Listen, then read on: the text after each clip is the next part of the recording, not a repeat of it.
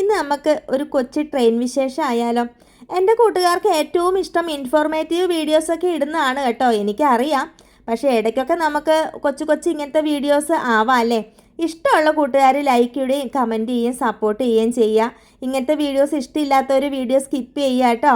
നമ്മുടെ ഈ കൊച്ചു വ്ളോഗ് ഒരു എൻ്റർടൈൻമെൻറ്റ് വ്ളോഗ് ആയതുകൊണ്ട് കൊച്ചു കൊച്ചു കോമഡികളും ഇച്ചിരി അടുക്കള വിശേഷങ്ങളും പിന്നെ നമ്മൾ യാത്ര പോകുന്ന കൊച്ചു കൊച്ചു വിശേഷങ്ങളും ഒത്തിരിയേറെ ഇൻഫോർമേറ്റീവായ കാര്യങ്ങളൊക്കെ നമ്മുടെ വ്ളോഗിൽ ഉണ്ടാവും കേട്ടോ.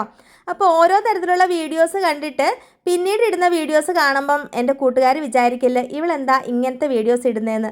അപ്പോൾ ഇഷ്ടമുള്ള വീഡിയോസ് കാണുക, സപ്പോർട്ട് ചെയ്യുക. എല്ലാ തരത്തിലുള്ള വ്ളോഗും നമ്മുടെ ഈ കൊച്ചു പേജിലുണ്ടാവും. അപ്പം നമ്മൾ ട്രെയിനിൽ കയറിയിട്ടുണ്ട്. പാലക്കാട് വെച്ചാണ് നമ്മുടെ ലച്ചുക്കുട്ടിയുടെ സ്റ്റേറ്റ് കലോത്സവം. അപ്പോൾ ഇവിടുന്ന് 7:30 കയറിയാൽ അവിടെ 2:30 ആകുമ്പോഴത്തേക്കും എത്തും. ഈ ട്രെയിൻ യാത്ര നമ്മുടെ രണ്ട് മക്കൾക്കും ഒരുപാട് ഇഷ്ടമാണ് കേട്ടോ. പുറത്തെ കാഴ്ചകളൊക്കെ കണ്ടിങ്ങനെ ഇരിക്കാമല്ലോ.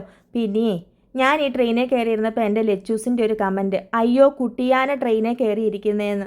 ശരിയാണോ നിങ്ങൾ പറ. എനിക്കും തോന്നിയിട്ടുണ്ട് കേട്ടോ, 2-3 ആഴ്ചയായിട്ട് എനിക്ക് ഇച്ചിരി തടി കൂടുന്നുണ്ടോയെന്ന്. ഭക്ഷണമൊക്കെ തീരെ കുറവാണേ കഴിപ്പ്, പക്ഷേ തടി അങ്ങ് വല്ലാണ്ട് കൂടുന്നു. ചിലർ പറയാറുണ്ട് ടെൻഷൻ കൂടുമ്പോൾ തടി കൂടുമെന്ന്. ശരിയാണോ? അറിയാവുന്നവരൊന്ന് കമൻറ്റ് ഇട്ടേക്കണേ. ഇപ്പം ഇച്ചിരി ടെൻഷൻസൊക്കെ ഇച്ചിരി അധികം ഉണ്ടേ, അതുകൊണ്ടാണോ തടി കൂടുന്നതെന്ന് അറിയാൻ വേണ്ടിയിട്ടാണ്. ഞങ്ങൾ ട്രെയിനിൽ കയറിയാലേ ഒരു ദുശീലം ഉണ്ട് കേട്ടോ, കോഫി വാങ്ങിച്ച് കഴിക്കുക എന്നുള്ളത്. നമുക്ക് എത്ര കോഫി വേണ്ടാത്തവരാണെങ്കിലും ട്രെയിനിൽ കൂടെ കോഫി വരുമ്പം ഒരു ഗ്ലാസ് കോഫി മേടിച്ച് കുടിക്കാൻ തോന്നാറില്ലേ? അങ്ങനെ ഞങ്ങളും വാങ്ങിച്ചിട്ടുണ്ടായിരുന്നേ കോഫി. ശിഖമോളാണെങ്കിൽ അവളുടെ ഇൻസ്റ്റഗ്രാമിൽ ഇടാൻ വേണ്ടിയിട്ട് കോഫിയുടെ ഫോട്ടോസൊക്കെ എടുത്തിട്ടുണ്ട്, വീഡിയോസൊക്കെ. അപ്പോൾ ശരിക്കും പറഞ്ഞാൽ നമ്മൾ വിചാരിച്ചത്ര ടേസ്റ്റ് ഒന്നും കോഫിക്ക് ഇല്ലായിരുന്നു കേട്ടോ. പണ്ടത്തെ ആ ട്രെയിനിൽ കയറുമ്പോൾ നമ്മൾ കഴിക്കുന്ന കോഫി ഇല്ലേ, ആ ഒരു രുചിയൊന്നും ഇപ്പം ട്രെയിനിൽ കയറിയാൽ ആ കോഫിക്ക് കിട്ടത്തില്ല കേട്ടോ. പുള്ളിക്കാരി പറയുക നല്ലതാന്ന് തമ്പ് കാണിച്ചിട്ട് വളരെ മോശമാണെന്ന് നമ്മൾ കമൻറ്റും പറഞ്ഞിട്ടുണ്ട്. അങ്ങനെ ഞങ്ങളെല്ലാവരും ഓരോ കോഫി വാങ്ങിച്ച് കഴിച്ചിട്ടുണ്ടായിരുന്നു. നമ്മളിങ്ങനെ ദൂരയാത്രയ്ക്കൊക്കെ പോകുമ്പോൾ വീട്ടിൽ നിന്ന് നമ്മൾ ഫുഡ് എടുക്കാറാണ് പതിവ്. പക്ഷേങ്കിൽ ഇന്നലെ എനിക്ക് പറ്റിയിട്ടുണ്ടായിരുന്നില്ല, സുഖമില്ലായിരുന്നു കേട്ടോ. അപ്പം ഞങ്ങൾ ഇങ്ങനെയൊക്കെ അങ്ങ് അഡ്ജസ്റ്റ് ചെയ്തു.